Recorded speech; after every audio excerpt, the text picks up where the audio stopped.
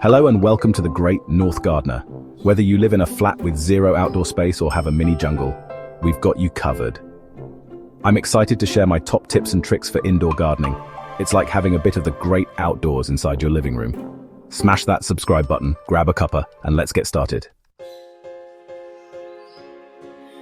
Let's talk containers. Picking the right container for your plant is like choosing the perfect pair of shoes. It needs to fit just right. Size matters. A good rule of thumb is to choose a pot that's about 2 inches larger in diameter than your plant's current container. Next up, drainage. Make sure your pots have drainage holes to prevent root rot. Now let's talk materials. You've got options: terracotta, plastic, ceramic, even metal. Each has its pros and cons. Terracotta is breathable, but dries out quickly. Plastic is lightweight and affordable, but can retain too much moisture. Don't be afraid to get creative with your containers. You can upcycle old mugs, teapots, or even wellies. I once saw someone growing strawberries in a colander. Genius! Your container is like your plant's home, so make it stylish and comfy. Oh, and one last thing, don't forget the saucers. They'll save your surfaces from any water overflow. Trust me, your furniture will thank you. Experiment and see what your plants prefer. Let's talk about hydroponics. Sounds complicated, right? But it's not as scary as it sounds. Hydroponics is just a fancy way of saying you're growing plants without soil. Instead, plants get nutrients from a water-based solution. There are loads of different hydroponic systems out there, from simple setups to more complex ones. So why go hydro? It can be much faster than growing in soil, and plants love it because they don't have to work as hard to get nutrients. Plus, it's a great way to save water and perfect for anyone short on space. You can grow vertically, horizontally, basically any way you like. It's like having a mini farm in your cupboard. And don't worry, we'll cover these systems in more detail in a later video. If you're feeling adventurous, give hydroponics a go. Let's be real. We can't always rely on good old British sunshine. That's where grow lights come in handy. They're like sunshine in a bulb, giving your plants the energy they need to photosynthesize and grow. First up, the type of light. You've got fluorescent LED and HID lights, each with its own pros and cons. Fluorescent lights are budget-friendly, LEDs are energy-efficient and long-lasting, and HIDs are super powerful but can get hot.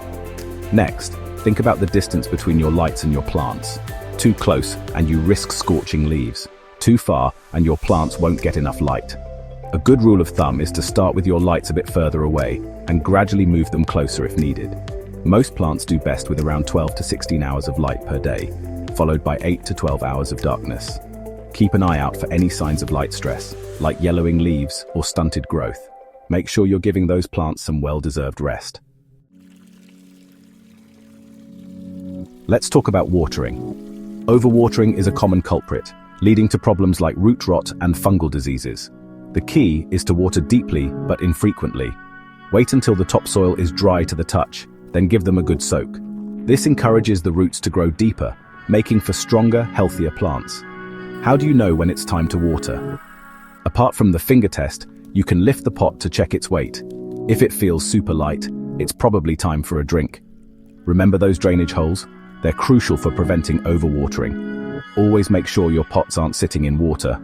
Use lukewarm water instead of cold water to avoid shocking the roots. Adjust your watering schedule based on the season and the needs of your specific plants. Just like us, plants need a balanced diet to thrive. When growing indoors, you can't always rely on Mother Nature for nutrients. Regular garden soil won't cut it for indoor plants. It's too heavy and dense. Instead, look for a potting mix designed for indoor plants. These mixes are lighter and airier, containing ingredients like peat moss, perlite, and vermiculite, which help with drainage and aeration. Now, let's talk about fertilizers. These are like vitamin supplements for your plants, providing them with an extra boost of nutrients. A good all-purpose fertilizer will do the trick for most indoor plants, but if you want to get specific, you can find fertilizers formulated for different types of plants. When it comes to fertilizing, don't overdo it. Too much fertilizer can harm your plants, so always follow the instructions on the packaging. The best way to know if your plants need fertilizer is to observe them. If they're looking pale or their growth has slowed down, it might be time for a feed. Remember, a little goes a long way. Happy feeding. Ugh, pests. They're the bane of every gardener's existence, and indoor plants are no exception. Prevention is key. Regularly inspect your plants for any signs of pests like tiny insects, webbing, or sticky residue.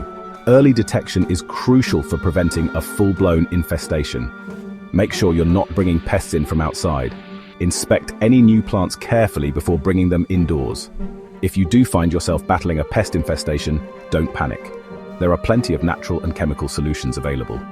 For a natural approach, try using insecticidal soap, neem oil, or even just a strong blast of water to dislodge pests.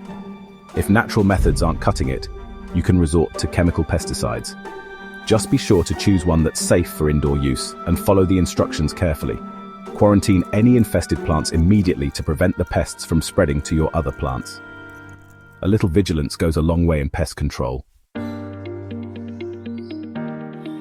So there you have it, my top tips for creating a thriving indoor garden. Gardening is all about experimentation and finding what works best for you and your plants.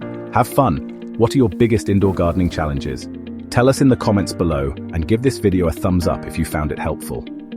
If you're new here, be sure to subscribe to The Great North Gardener for more gardening tips, tricks, and inspiration. Happy gardening, everyone.